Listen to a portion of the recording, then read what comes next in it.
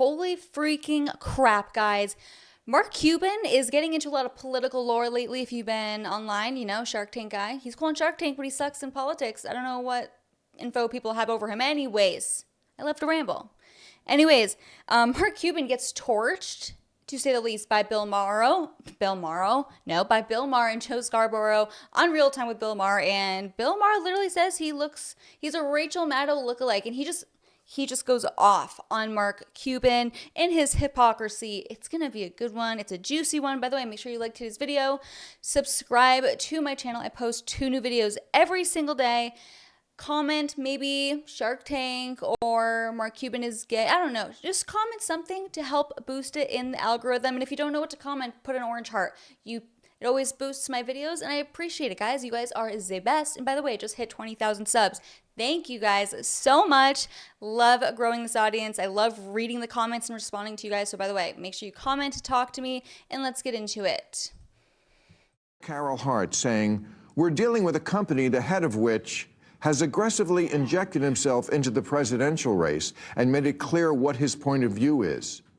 Yes, because he lives in America, and he can do that. Yeah. It has nothing to do with this, and, you know, the right thinks that the left is in a very different place with free speech than they have been before, and they're not wrong.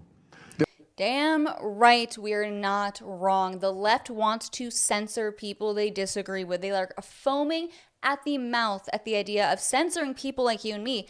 That's why I have to be careful with what I say on YouTube. That's also why I always say, like, comment an orange heart, comment MAGA, comment chunky yogurt when I'm talking about chunky yogurt.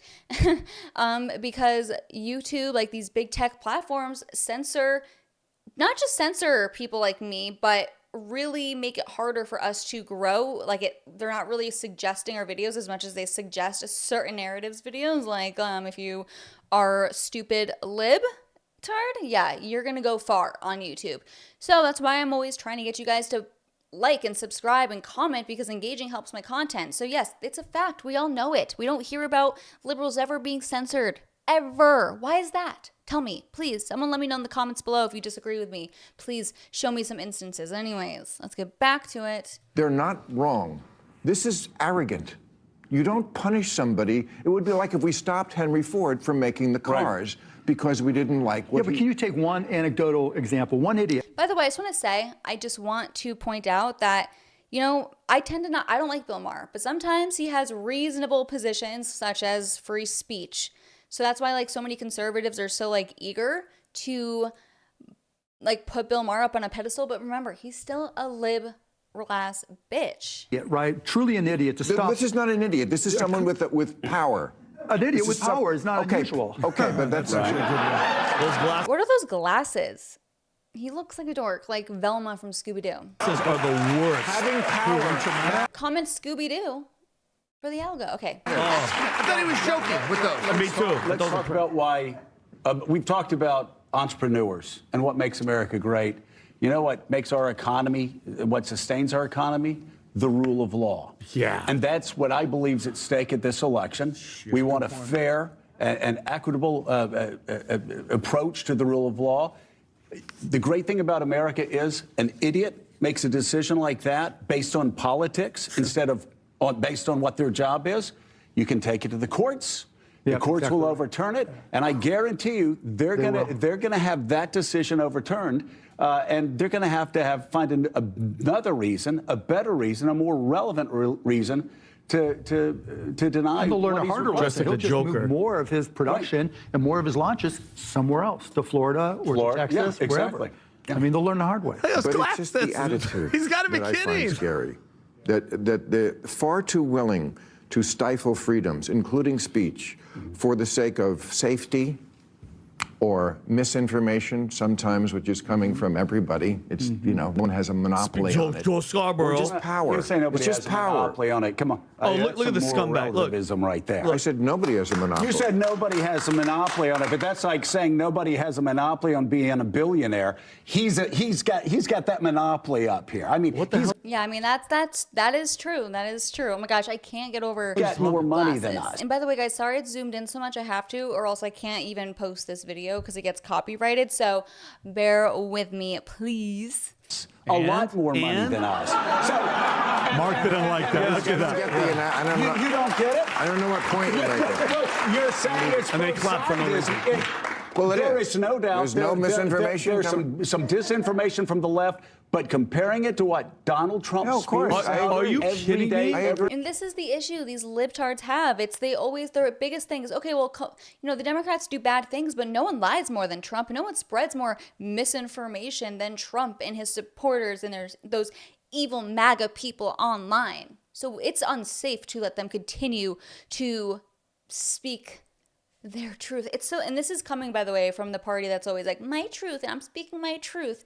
But when it comes to truth and facts that they don't like, all of a sudden it's misinformation. It's quite peculiar. That's a weird word to say, but it's quite interessante, I would say, that it always seems to hurt a certain political narrative. It always goes against the conservatives and conservatism and Trump. It's always that way, and that's not a coinkydink, I don't think.